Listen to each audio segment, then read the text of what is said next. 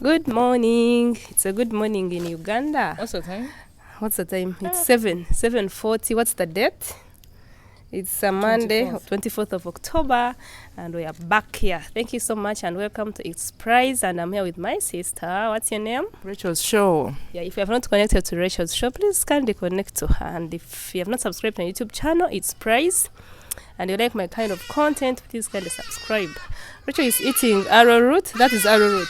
Nduma. Etione. Yeah, and today I have my sister who became so possessed with Kenya only 2 years there.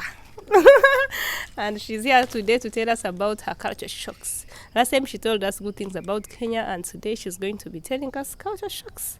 When you lived in Kenya for the 2 years, share with us your experience and things that really shocked you while in Kenya. The very first time. The speed. People can overspeed. If you're not careful, you'll be run on. No traffic, like no, there's traffic. Humps. There's no more traffic. There are humps, but hey, a Kenyan will jump over a hump. We'll jump on a hump like the You know the behavior of matatus in Kenya, which are the taxis in Uganda, is the behavior of borders in this. You know, these borders in this place, they don't mind whether one or one, they will just come. But Rachel, I saw the matatu you were in. It's not taxi. You know these small ones. We call them tuk-tuk here in Kampala. Let me tell you, listen to me. Matatu in Kenya is taxi. Taxi here in Kenya is matatu. What when you go to town? What do you take? Okay, I get that one. But what is tuk-tuk? Because one time I saw you in Diani and you were bodying what? That different. Small one, that very small one, and you called it matatu. Diani is different from Nairobi. Nairobi, they have less. Maybe they have. Yeah, they have tuk-tuks because I took one also. They also call them tuk-tuk there? Yeah, of course. Even in Thailand, it's tuk-tuk. I don't think there's anywhere it's not called tuk-tuk. I don't know. So here in Kampala, when you're in Kampala, you just cross. No, you cannot just cross also because the border will just ride over you. The borders are so... I want to do a ride in the town to capture how borders are messy in Kampala. But I want to get a day. I'll have to wake up early in the morning because in the morning it is traffic of more borders than people and than cars. In the evenings, that's when you capture exactly what you want to say. But during the afternoon, the place that you go that is so packed with borders always has no border at all. But in the evenings, why? The traffic's on Entebbe Road. You know that road at ShopRite, former ShopRite? Now it's Carrefour. That place. No, it's not Carrefour They did anymore. Not put Carrefour? No, they didn't. They put Carrefour in Lugogo and they put Carrefour in Arena Mall, which is on Zambia Road as you're going to Kansanga. After that ShopRite place. So the speed of matatus. The speed of matatus in Nairobi. By the way, if you're getting out of a matatu in Nairobi, you better move fast. Otherwise, they don't normally stop for you, wait for you to go slow. They will just, you will just sweep. The is dressed. I thought we were really speed here in Kampala. No. Those guys are fast. Matatus they are fast. They don't stop for you, and you just have to get out of the way. Otherwise, they will just sweep you off the road. Sweep! Alright, so if you're watching this video and you're planning to go to Nairobi, just know you have to be careful because people there are very fast. What are they rushing to do? No, that's their lifestyle.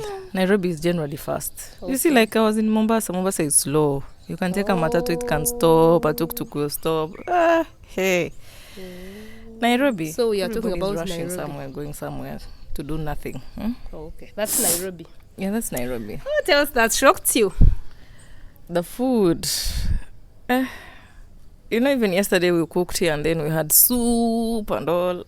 But there is a person who commented, Rachel, that you didn't get the soup because you were shy. You know, there's a video that we did that time. Yeah, that next time you're not shy, you'll ask for soup and they'll give it to you. No, this business of serving soup separate from the nyama, I expect, like, if I told you, that's a shock I'm talking about. If I told you, you prepare nyama put soup in it. They put gravy. You know gravy. Gravy is different from soup, and I'm sure that Kenya is talking about gravy. For us, we're talking about soup. I can even show you the soup is still in the saucepan since yesterday. Soup of yes, that one. But gravy is that one you dip. Thick. Yes, thank you. Our soup is not that thick. We have gravy and then we have soup. So if you say gravy, they will give you gravy. They have gravy. But if you say soup, They'll still bring gravy. no, their soup is prepared in the evenings. Then they put it in a jerrycan and then they serve it in a cup. That's another shock.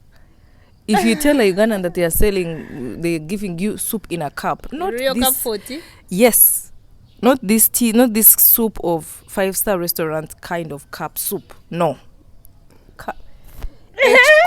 A cup. Mug. Yes.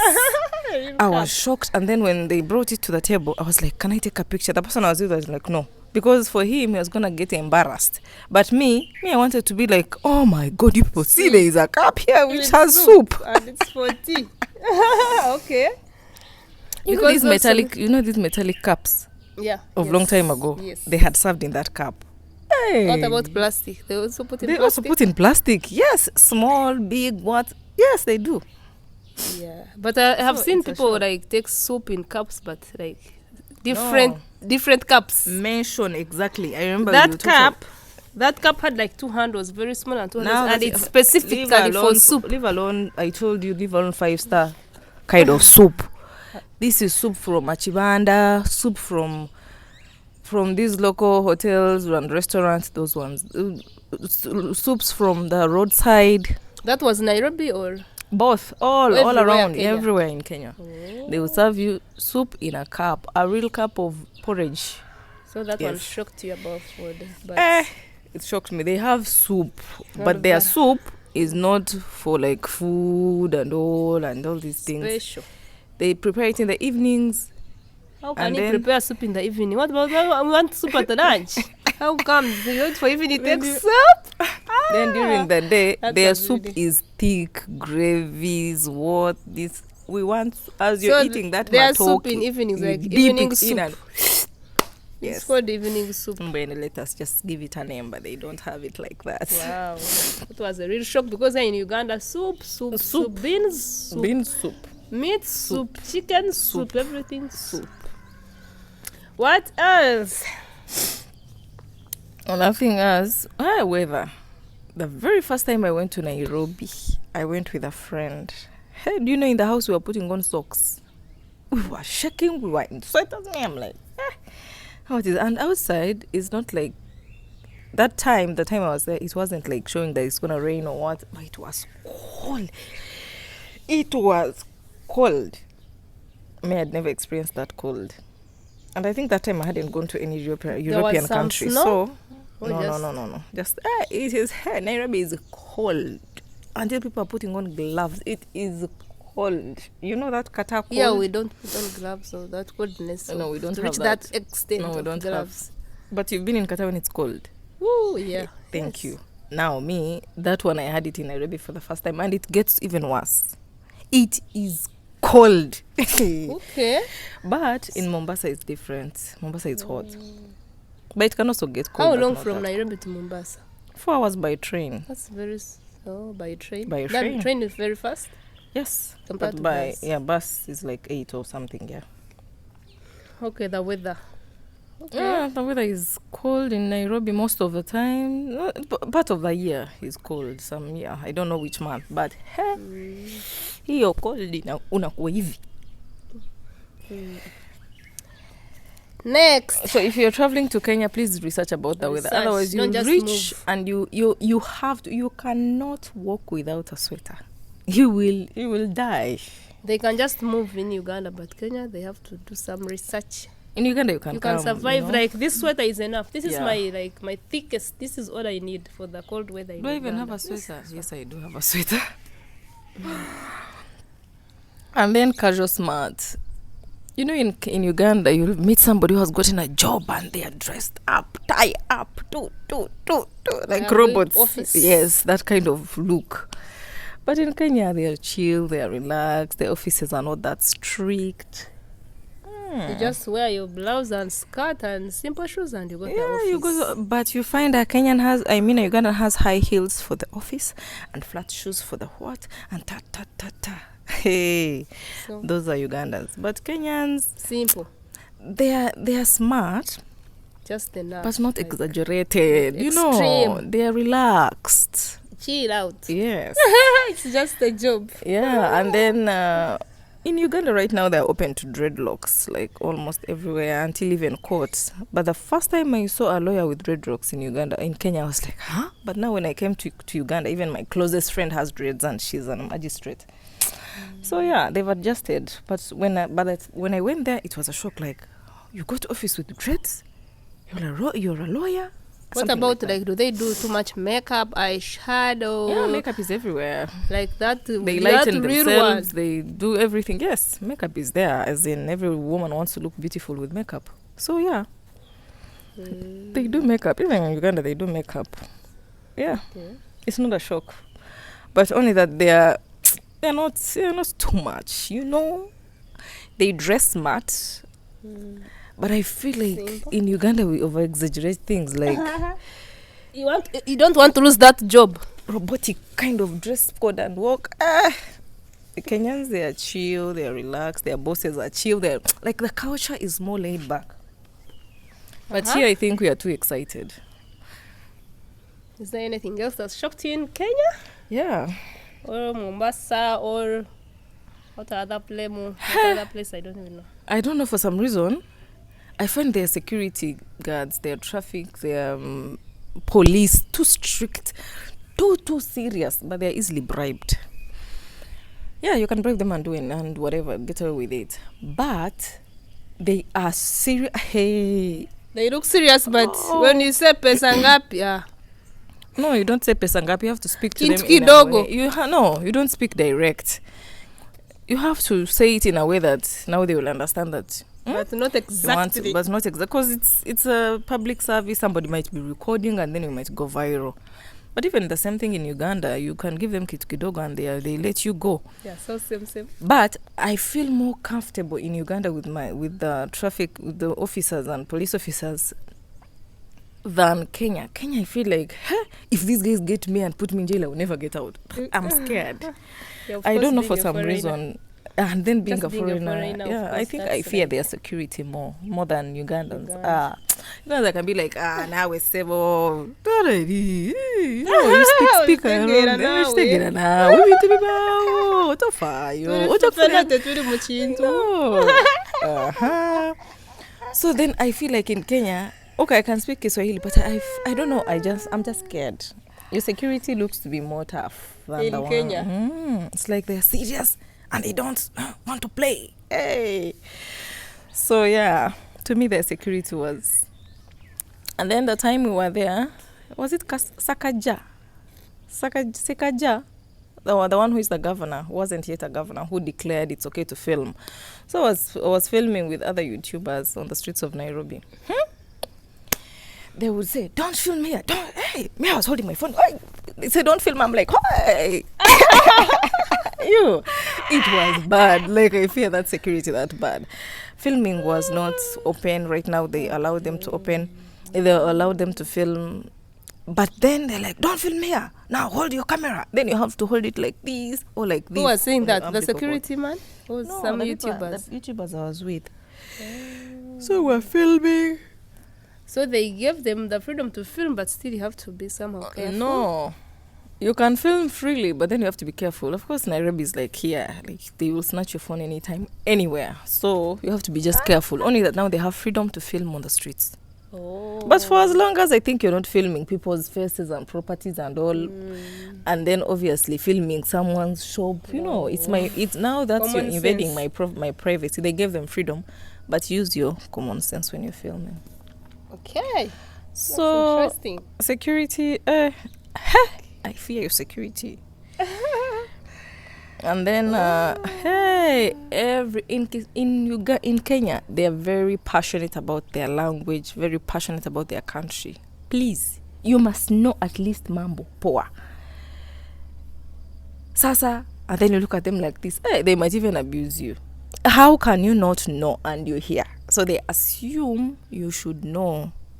They assume you must actually. It's a must. Like if you're going to please learn another language. I don't want you to be told sasa and then you're like, Rich, what do I say? Poa. Yes. Mambo. Huh? Mambo is poa. Sasa poa. Niaje poa. Yeah. Okay. So at least get the basics. Those people, they don't mean to be that passionate. They're just naturally passionate about. But you can come to Uganda and you're speaking English. Somebody will look at you like, okay, you don't know English. You're a foreigner. In Kenya, they're not gonna look at you like you don't know English. They look at you like, wait, how can you not know even Mambo? You know why? Kenya is different from Uganda. Kenya has that national language, which is Kiswahili. Then they have English as an official language, which means everyone in Kenya knows Kiswahili. But in Uganda, we don't have that common language. We only have an official language. We don't have any other local language which covers all of us in the country. So definitely Kenya, I think. That's why they behave like that. Mm-hmm. So me, I was shocked. Even there's a time I was in Qatar with a friend. We were in a supermarket. So these guys come and then they always want to associate. Kenyans are always free. They will say hi, you respond, you don't. You go. For them, they've said hi. Yes. It's cool. It's nice. A Ugandan will just be looking at you like this. But I think because in Qatar, I've also been in Qatar. If people always, as long as you're black, those people, Kenyans in Qatar, always say mambo. If you respond cool, if you don't, they cool. Want to find out. But they always say mambo. I used to be like, but these people think that everybody here is Kenyan. Like sometimes, by the way, you know what? If you're in Qatar, do you think that people in Qatar, everyone there, mambo, and guess what? Even foreigner, even those people there, even the white people there, even the Arabs, when they would meet us, mambo, everyone mambo. Where? Anyway, yes. So me and my friend were just tired. We all at once, we didn't plan it. We turned and told this guy, don't mambo us. Then after we all laughed because it was just.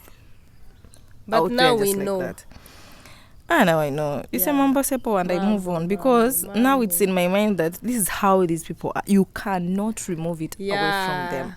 Like this is who they are. They are proud of their country. They are proud of their language. They are proud of who they are. Everywhere they go, they will always speak. Even if you come to especially downtown, there's Swahili people around. There's Swahili, you will hear some Swahili somewhere. Yeah. Then the last one. More? Oh, quite a number. The last one. Kenya is developed. You were shocked. You didn't expect them to be developed. Kenya is developed. We still have like 10 years to catch up with them. Really? Yes. Even the villages or just the city? When they say developed, do they say developed in the village? Oh, city.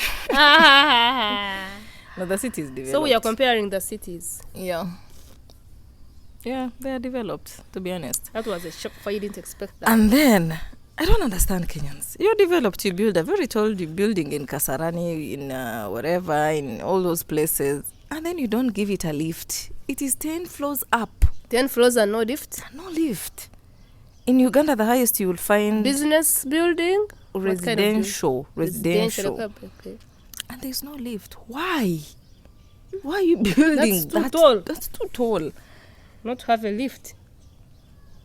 Yeah, please. That thing, I don't like it. That lift, one is please. Dangerous. In Uganda, even if we turn our cameras and we show you buildings around... Residentials are not usually tall. They're not normally tall. The highest... It's good for them to be tall, but now how do you go to the 10th floor? Walking on those stairs. For them, they build up. Going up. Even as we do. But it's short, like maybe 5. Okay, in the city center, there are many. Like you find 14. But what I mean is, if you're a Kenyan and you know that part of the area I've talked about, what I experienced there. No. I don't like it. If you're going to build a very tall building, please have money for the lift and for KPLC to run that lift. Please. We are tired of walking up the stairs, down the stairs. Okay, then, Rachel, and I was tired. I watched this Nigerian on YouTube who said that she was shocked. What shocked her in Kenya is that everywhere you see cats. Even in 5-star restaurants, there are cats. That was in Nigeria. Did you see any cats while in Kenya? They are there. It's normal. Like everywhere, like there are No, 5 in it's the same no, place. No. Okay. Is it green in the city? She was shocked because there is like good green in the city. Green, like. I wasn't so much in the city. But the city is beautiful. But I didn't. Alright. I wasn't so much in the city. I was in the city like. Okay, thank for you, 2 days Rachel. or 3 days or 4 days. Okay, max a week. Yeah. So I cannot conclude on that. Okay, thank you, Rachel Shaw, for your time and sharing your culture shocks while in We need Kenya. lifts in those residential buildings. That one is really 10 a burning floors point. in I don't know which area, which is not that developed, and there's no lift. Landlords, if you can't, don't do it. Don't do it. Yeah, but they 10th have, floor. yeah, they have tall buildings in residential areas. You know, like Tinder. If I can send Tinder or Chisasi or Chanja, and then you find like 10 floors of different. There's no place that has lift. Ha, no. Then maybe recently there's a place. There's a time we were gonna shift, and then there was a place that somebody was suggesting to go and get that place because it has a lift. Lift, please. Hey. Okay. Oh, you get here from a Ugandan sharing her culture shocks while in Uganda. She was in Kenya for only 2 years. And those are the things that actually shocked her. Thank you, Rachel, for watching. If you have not subscribed to my YouTube to my channel, please. And I know people will be like, maybe the places you stay. No. Please kindly subscribe and like this video and turn on the notification bell so that you know anytime that we'll be uploading. And please connect to Rachel. Yeah, Rachel's show. Yeah, she has her own separate. Pin me. I will pin you and I will tag you. Thank you so much, guys. And I think we are out. That is all. And we appreciate the support. You are showing us so much support. Thank you so much. And enjoy your Monday. Have a nice time. Asante sana. Want to wa Kenya. Karibu Uganda.